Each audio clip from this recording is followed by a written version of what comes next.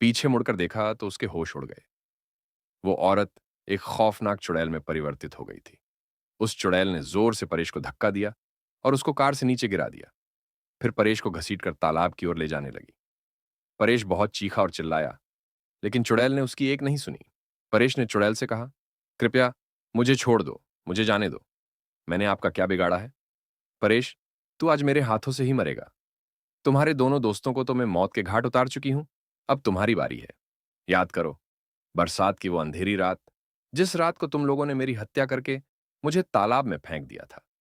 जिस जमीन ने मुझे और मेरे मां बाप को रोजी रोटी दिलाई थी, वह जमीन तुम तीनों हड़पना चाहते थे और उस जमीन पे शराब की फैक्ट्री लगाना चाहते थे।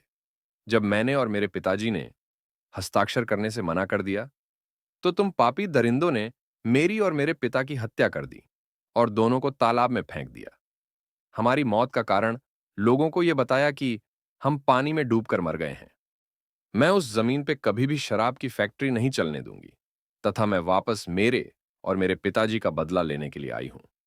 आज तुझे भगवान भी मुझसे बचा नहीं पाएगा।